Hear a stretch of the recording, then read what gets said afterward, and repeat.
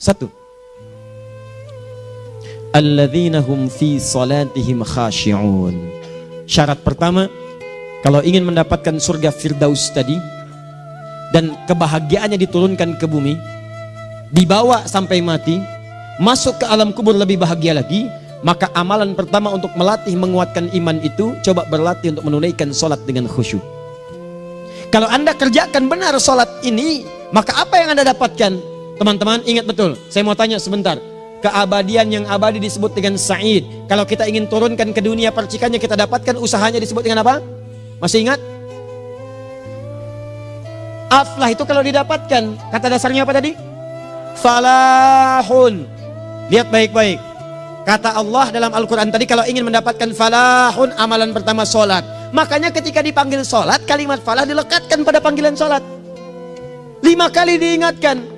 Begitu muadzin kemudian azan memanggil Anda, hayya 'alas shalah. Anda bertanya, ya Allah kenapa kami mesti sholat? Dijawab, hayya 'alal falah. Yuk, pagi yuk. Yang sejati datang sini. Belum dapat sujud, belum dapat ruku, saya berikan. Makanya ketika orang sholatnya benar, dia akan mendapatkan 5 keutamaan. Saat di dunia nih, belum ke akhirat, 5 keutamaan yang tidak diberikan pada orang yang tidak sholat. Atau orang sholat tapi sholatnya nggak khusyuk. Sebab syarat mendapatkannya khusyuk. Alladzina hum fi sholatihim khasyi'un. Bukan alladzina hum fi sholatihim saja, tapi ada kalimat khasyi'un. Artinya yang tidak khusyuk saja nggak akan dapat, apalagi yang nggak sholat. Apa yang 5 ini? Lihat baik-baik. 1, orang yang sholatnya benar, pertama kali sebelum mendapatkan kebahagiaan hakiki dari Allah Subhanahu wa Ta'ala, akan dirubah dulu perilaku hidupnya menjadi perilaku yang lebih baik.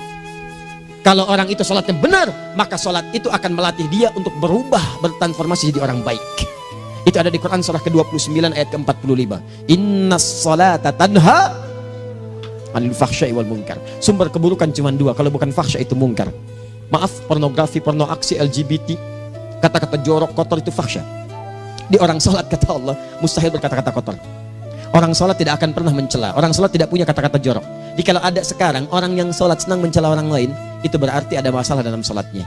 Dan dia belum dijamin sebagai ahli surga terbaik. Dan hidupnya nggak bahagia. Nggak bahagia. Aneh nih. Sholat tapi senang celah orang. Aneh. Aneh. Yang paling bahaya adalah menikmati celahannya. Itu yang paling aneh. Anda ngaji. Anda ikut taklim. Taklimnya sesuai Quran, taklimnya petunjuk sunnah. Anda sholat, Anda puasa, tapi Anda masih senang mencela orang lain dan menikmati celahan itu. Kalau nggak mencela, kayaknya nggak komplit kehidupan. Maka ada yang salah dengan ibadah Anda. Ada yang keliru.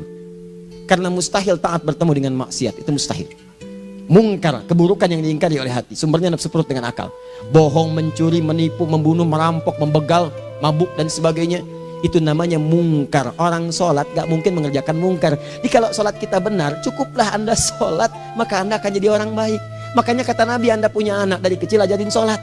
Sholat kalau naik jadi balik, kerjakan terus. Kasih pelajaran membuat dia mengerti. Kalau masih susah, berikan pelajaran. Ini sering diterjemahkan dengan memukul. Mukul di Arab beda dengan konteks mukul sekarang. Mukul di Arab tuh ngasih pelajaran supaya ngerti. Anda bisa terjemahkan dengan konteks lain. Uang jajannya tahan, yang kesukaannya simpan dulu. Bisa dengan konteks kekinian, tapi poinnya kenapa anak Anda dari kecil ajarin sholat, sampai kenalkan dengan masjid, ajari 3 tahun bawa ke masjid, kenalkan dengan masjid, gak ada masalah lari-lari itu sebelum waktu sholat. Kenalkan dulu. Dulu orang-orang tuh begitu, sebelum waktunya dikenalkan, jalan, begitu lari, biarin dulu.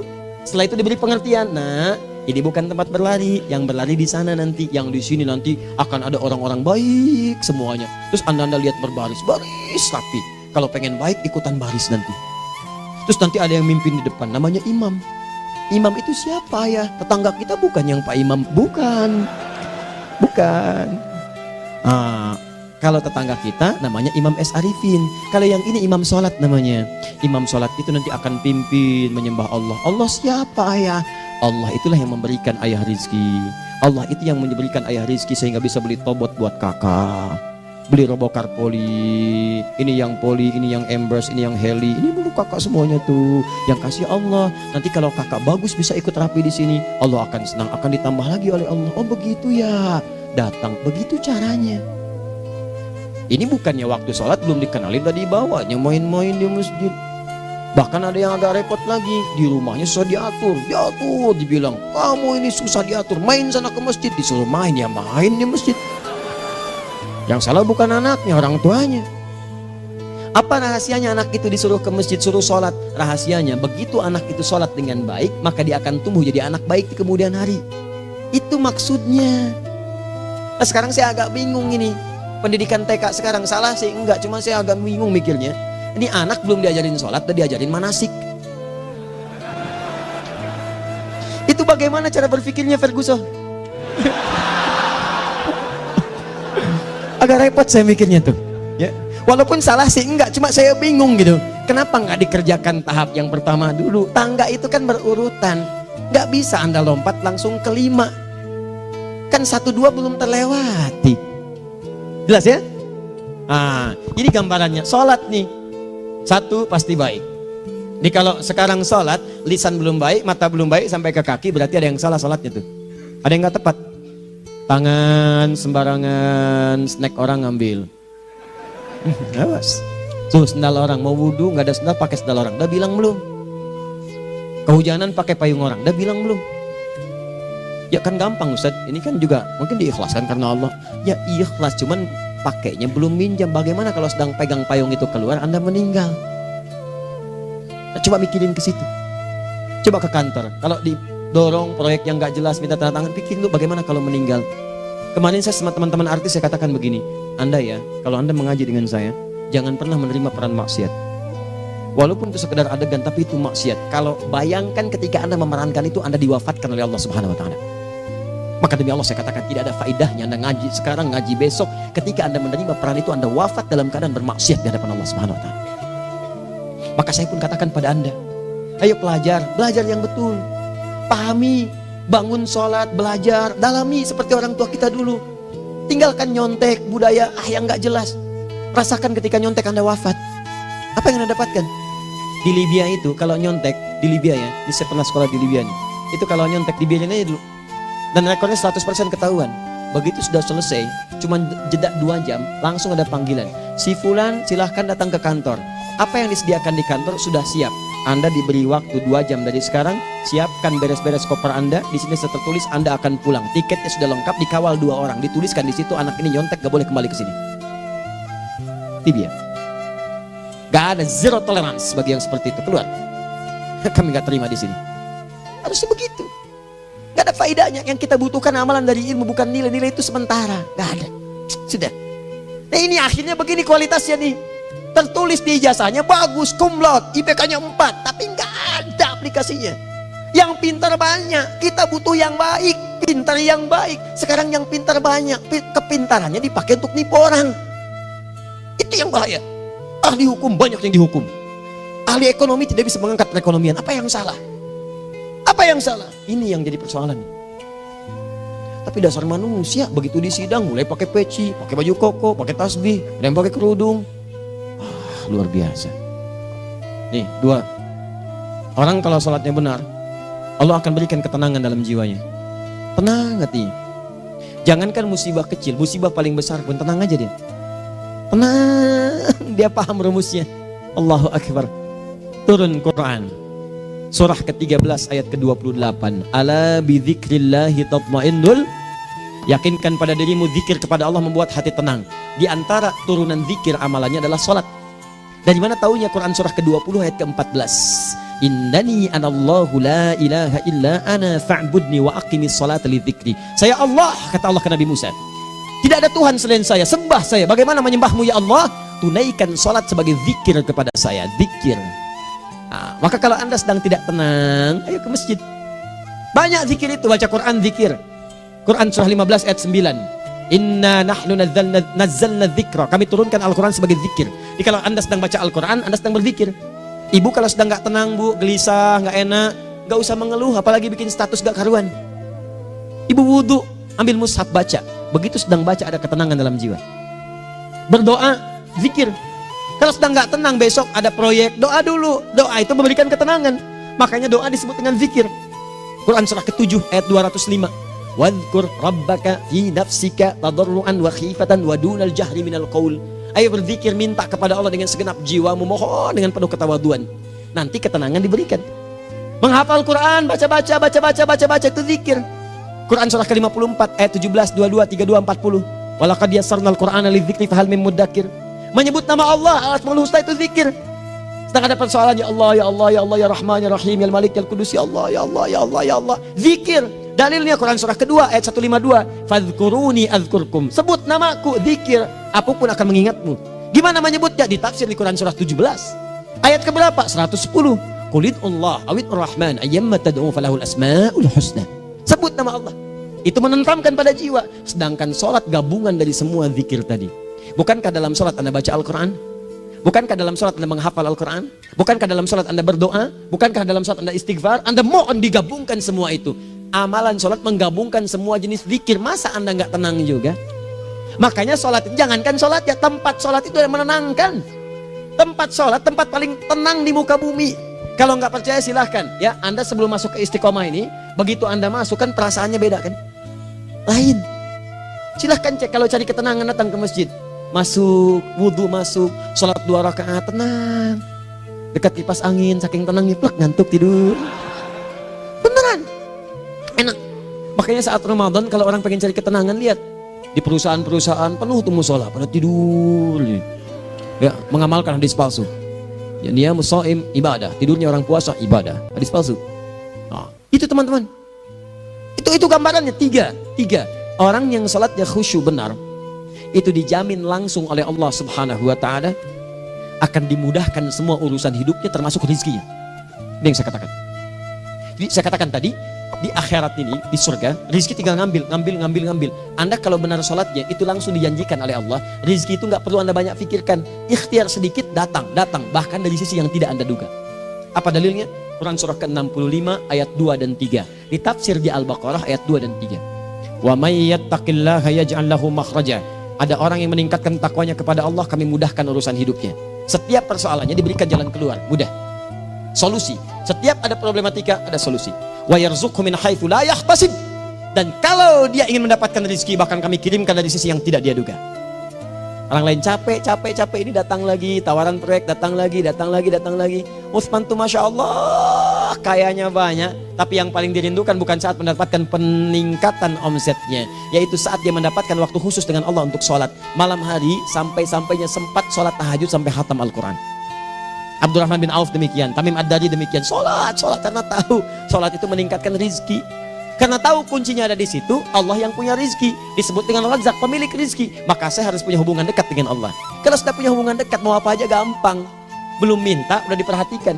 Silahkan cek, Anda punya hubungan baik dengan bos Anda di kantor. Ya, sebelum Anda minta, beliau udah pikirin tuh. Telepon bendahara, dia udah ngambil belum gajinya? Belum Pak, tambahkan bonus sekian. Kenapa? Karena dia mengawasi Anda. Allah maha tahu dibandingkan dengan bos Anda. Mendekat kepada Allah, semua diperhatikan oleh Allah. Siapa orang takwa itu? Kalimat takwa pertama di Al-Quran Al-Baqarah ayat 2, amalannya ayat 3. Dzalikal kitabu la raiba fihi hudal lil.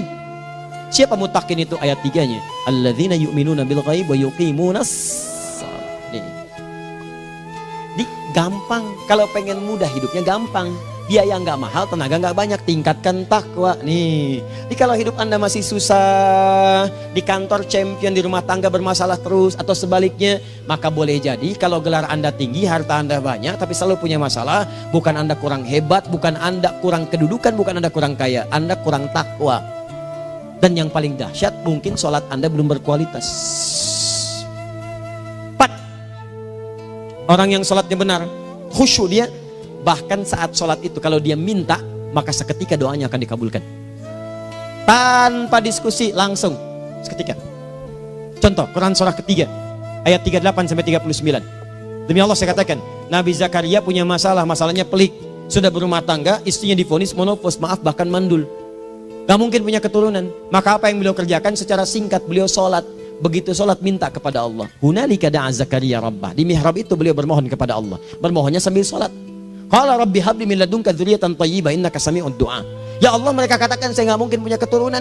Sekarang saya ingin katakan, ya Allah, saya hanya minta darimu saja, saya nggak akan dengarkan mereka. Ya Allah, mohon Engkau maha mendengar, ya Allah. Maha mendengar doa saya. Kalau kepada yang maha mendengar aja nggak mengabulkan, kepada siapa lagi saya mesti minta? Apa yang terjadi? Fanadatul malaikatu wa huwa qa'imun yusalli fil mihrab. turun malaikat mengabarkan, sedangkan beliau masih sholat, belum selesai dalam sholatnya. Sholat khusyuk itu belum selesai sholat aja dikabulkan, doa sudah turun. Sholatnya belum selesai, doa sudah dikabulkan. Annallaha yubashshiruka bi Yahya. Allah kasih kabar gembira, doa kamu didengar, dikabulkan, kamu akan punya anak, namanya langsung dari Allah Yahya, artinya hidup yang mustahil menurut manusia. Lahir seorang dari rahim perempuan yang menepus dan mandul, bayi yang hidup, kata Allah nggak ada yang mustahil bagiku, jadi dan jadi dia. Berita baiknya, Nabi Zakaria sholat dikabulkan. Umat Nabi Muhammad sebelum sholat sudah ditunggu oleh Allah, mau minta apa, aku kabulkan sekarang. Hadisnya qudsi, saya bacakan. Hadatsana qala Rasulullah sallallahu alaihi wasallam, qala Allahu azza wa jalla, qasamtu shalah baini wa baina abdi. Kata Allah, saya bagi dua ya salat antara aku dengan hambaku. Wali abdi ma sa'ala. Kalau hambaku benar salatnya, aku berikan apapun yang dia minta sekarang. Idza qala al-abdu alhamdulillahi rabbil alamin. Bagian pertama, kalau hamba benar nih baca Al-Fatihahnya dari alhamdulillahi rabbil alamin, kalau Allah azza wa jalla dijawab oleh Allah, hamadani abdi, hambaku sedang memujiku. Wa idza qala ar-rahmanir rahim, jika hambaku berkata ar-rahmanir rahim, qala Allah azza wa jalla athna alayya abdi, hambaku sedang menyanjungku. Wa idza qala maliki yaumiddin, qala Allah azza wa jalla majjadani abdi, kalau hambaku mengatakan maliki yaumiddin, kata Allah hambaku sedang mengagungkanku. Perhatikan sekarang.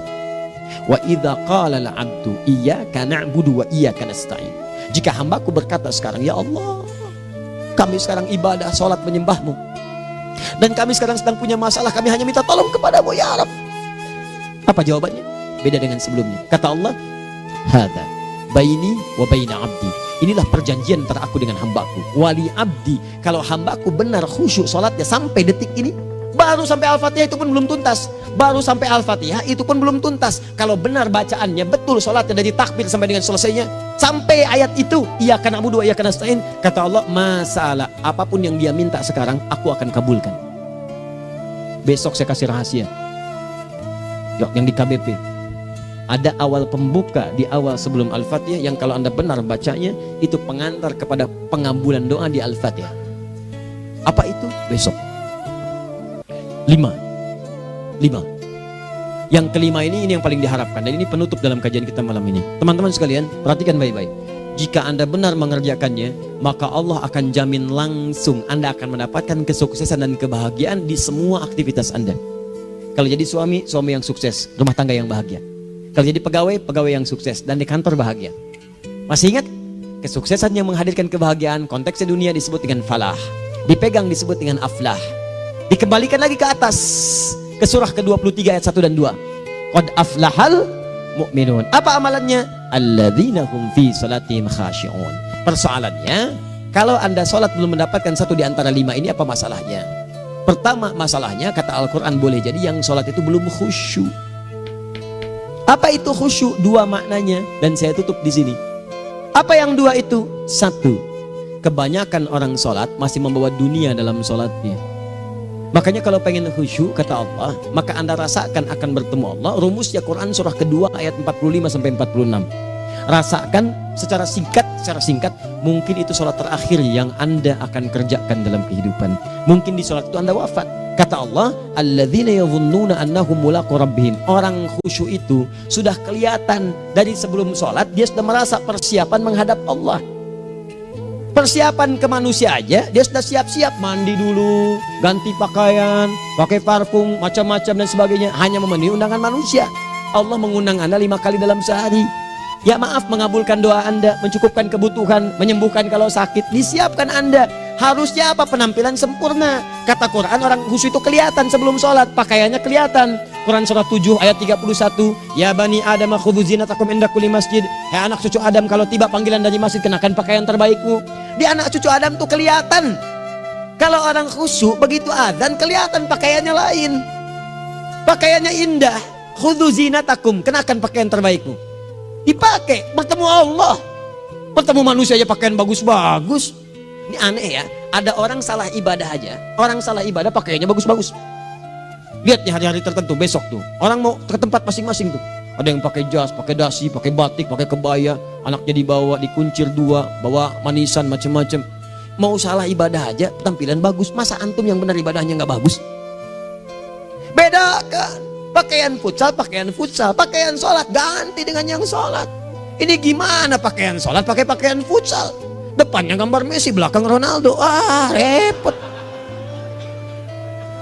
Malaikatnya juga bilang, kamu salah baju, harusnya Luka Modric.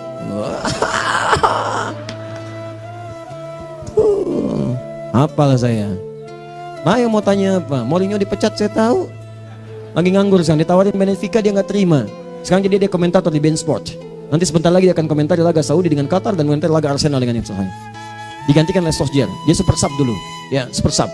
Ya, the baby assassin, ya pembunuh yang berwajah baby face. Masuknya di akhir-akhir, gol. Sekarang melatih dia 5 kali kemenangan, belum kalah sama sekali. Saya hafal itu. Tapi masih di urutan ke-6, tapi jaraknya ke yang ke-4 itu tinggal 3 poin lagi. Hafal saya. Liverpool tahu cuma 4 poin sekarang bedanya, kemarin 7 kalah 2-1 sama Manchester City. Walaupun banyak analisis yang menyebutkan mungkin itu diberikan saja gitu kan, karena ada yang lain-lain. Hafal kedua Manchester City, hafal saya. Ayo mau tanya apa lagi? Tottenham Hotspur ke bawahnya, ada Chelsea, ada Arsenal, baru kemudian Manchester United. Liga Italia, wah udah gak kekejar Juventus. Ya, apa lagi? Dan seterusnya lah. Gak ada ujungnya bahas yang begituan.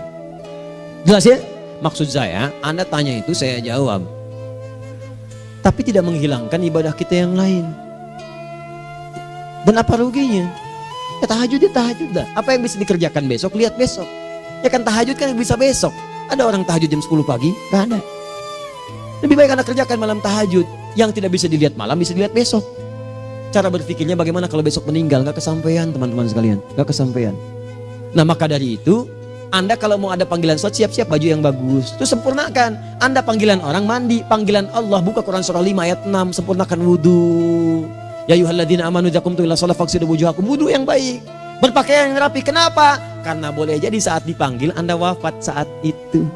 Maka wafat Anda dalam keadaan yang suci, dengan keadaan tobat, dengan pakaian terindah pada saat itu.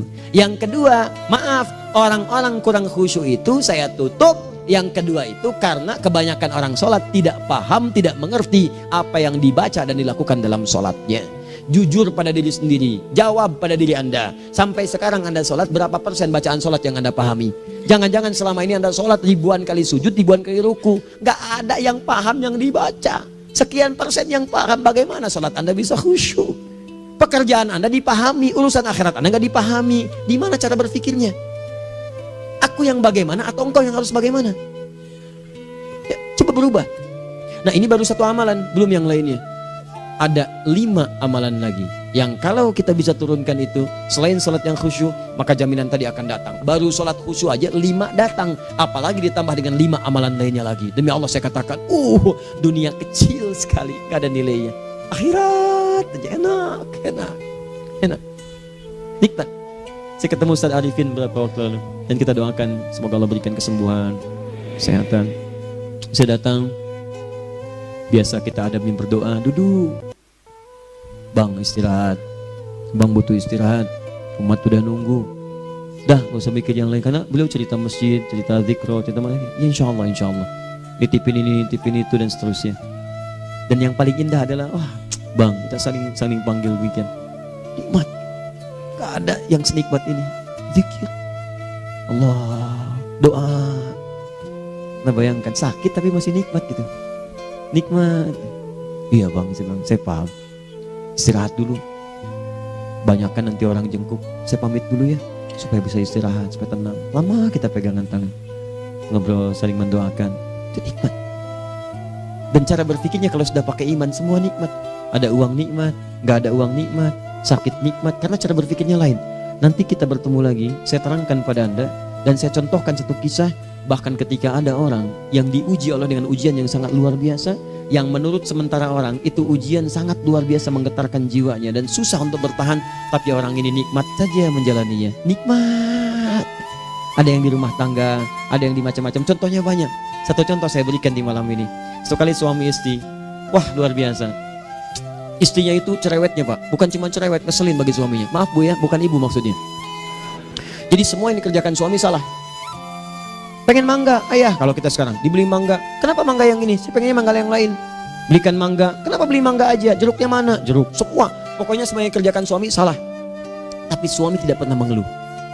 Ini kerjakan, itu kerjakan. Satu kali, perhatikan cara memandangnya. Ketika iman sudah masuk ke dalam jiwa.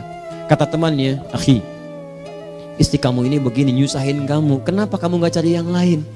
Kan gampang ada syariat. Udah pisahin aja, cari yang lain. Kamu tenang ibadah. Apa jawabannya? Hey, Allah sudah turunkan surga ke saya lewat dia. Kenapa kamu meminta saya untuk menjauhinya dan meninggalkan surga saya? Ini cara melihat dia. Bukankah ketika ada berbagai keluhan saya sabar? Bukankah sabar mendekatkan saya ke surga? Allah kirimkan tipikal istri seperti ini supaya mendekatkan saya ke surga. Dengan itu kan saya banyak pahala. Saya sabar, pahala banyak. Sudah Allah berikan pahala kepada saya. Kamu malah nyuruh saya untuk berpisah dengan pahala itu. Perhatikan cara berpikirnya. Indah. Kalau rumah tangga seperti ini semuanya enak gitu. Suaminya biasa-biasa, istrinya cantik, luar biasa. Begitu berdandan kelihatan kata suaminya, Masya Allah, wajahnya tak berpaling, mata tak berkedip. Kata istrinya, ya zauji madhabik, sayang kamu kenapa? Allah syakiran lillah bihadari. Demi Allah, aku bersyukur mendapatkan istri secantik kamu. Kata istrinya, nahnu fil jannah zauji, kita berdua di surga. Kata suaminya, kok bisa begitu jawabanmu? Iya, kamu bersyukur dengan keadaanku, aku bersabar dengan keadaanmu. Catat. Bukankah orang syukur dan sabar di surga? Tuh lihat, canda-canda orang-orang soleh itu begitu. Nikmat ketawa walaupun nyelekit di hati. Cuman bawaannya enak gitu. Nah, nanti itu ada tuh, nanti saya turunin tuh. Yang di rumah tangga, yang ini, yang itu nanti. Kapan? Pertemuan berikutnya.